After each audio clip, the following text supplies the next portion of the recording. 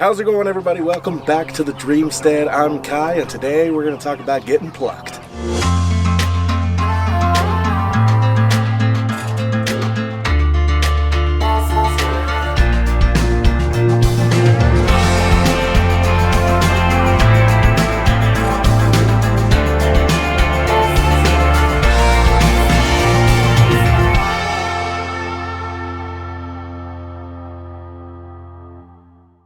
Alright, so if you've been following along with our videos, you know that we grow and raise our own meat chickens, and we process them ourselves.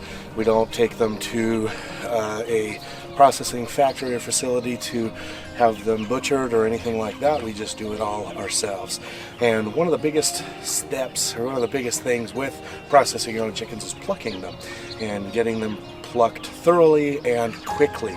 The longer you take to pluck the bird after it's been scalded, the more chances you have of those feathers getting locked up, and that gets hard, and then you tear skin and all that stuff. So last year we made this drum plucker, and I love this thing. I haven't seen any exactly like it. I've seen a lot of drum pluckers where they use this part, but it spins the other direction. The bird goes on top and the weight of it just kind of flops around. This one spins this way, and you hold the bird up underneath there, and then we have this repurposed 55-gallon black drum that we have cut part of it away, and it's to catch all the feathers. Obviously though, with the way that physics works and these pulling the feathers and some of them sticking and everything, this just ends up flying feathers high into the air, and we don't want that. So what we want to do is build a cover for this to direct all of the feathers into the plucker drum, into this drum back here, so that it makes cleanup really easy.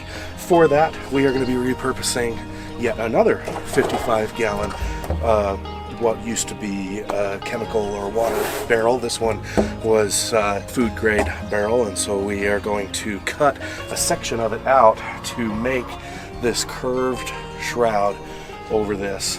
But we need to make some 2x guide supports for the sides with the cutout here.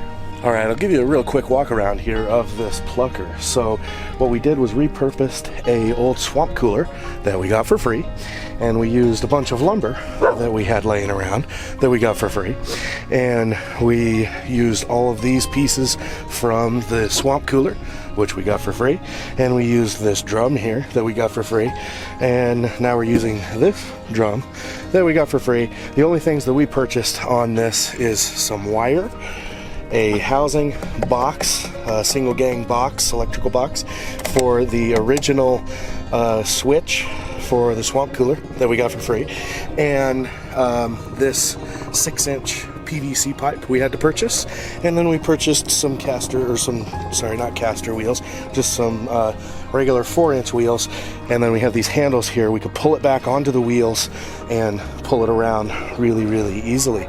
So the only things we purchased really was this, well, not this, just the box and those wheels down there. Everything else is repurposed and recycled and free. Sorry, we also purchased these plucker fingers as well. So then we just drilled into the PVC. We did a little bit of a chevron kind of feel to it, just because that made sense at the time. I don't know.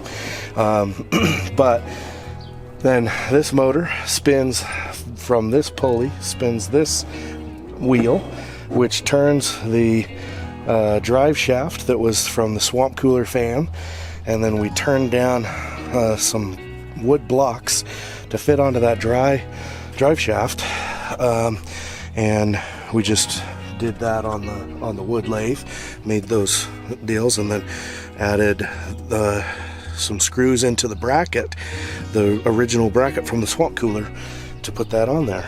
So that is how we built it. Pretty easy. And then back in here, there's some crud down there, but there's some holes in the bottom so that it drains water, because sometimes we'll spray water into here. and the birds, they come into here right after getting scalded in the scalding water, so they're wet still. So it's wet feathers that are constantly draining. And then we'll just be able to grab a rake, pull back in there, and scoop everything out the front. I was going to make an access on the back, but it didn't seem to make sense. So this is what we've got, and it works great. Just need to make this shroud for it. All right, so we're going to get cutting some lumber for it. Okay, so the first step is to make those side supports. So you see, I've already got one made right here, and then mounted. This one also made and ready to mount.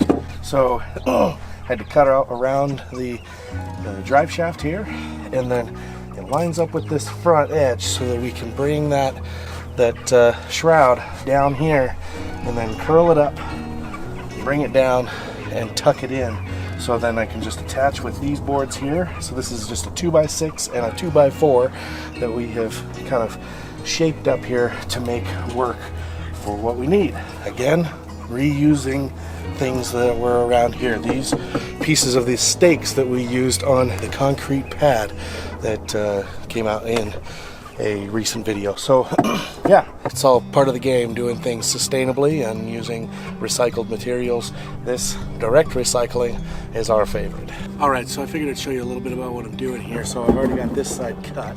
I'm using a reciprocating saw to do my cutting, but to get a straight line on a barrel is kind of tough. So what I've done is I have this little piece of wood, just a scab, and it has a staple put part way through, and then from that staple I've measured in to where I need this line from the top, so I can hook that staple here, and then I can put my pen along this edge and just pull my pen along,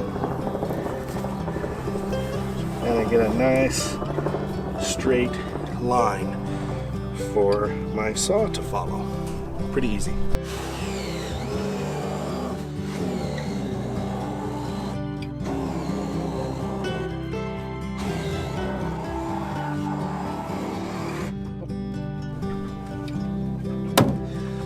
All right, y'all, I got a little excited. I just got a little carried away, but see, I cut this front just straight. So now you hold the bird up underneath here, and it'll at least direct the feathers straight down, if not looping them all the way around. Hopefully they don't all just shoot down here on the ground. If that's the case, then we'll have to figure out something else here to help to guide that. And then it feeds in through the back, so it's nice because you can still see the back of the drum over here, so that you don't have to wonder how many feathers are in there looking underneath or whatever. You can just see it from that side, so kind of nice. I'll walk you around here. I just used some 1/4 round, 1.5" staples to secure it, and then let's see, I did myself some little cutouts here, so this should help all those feathers to shoot straight down in there, which will be really, really, really nice. And then, yeah, you can see right down into the barrel, looking really good. So anyway, just a little project video for you today. If you want to see this in action, stay tuned for our next video where we will be processing some of our chickens using this plucker. So yeah, thanks so much for watching. Take care of yourselves, everybody. Make it a great day. Peace out.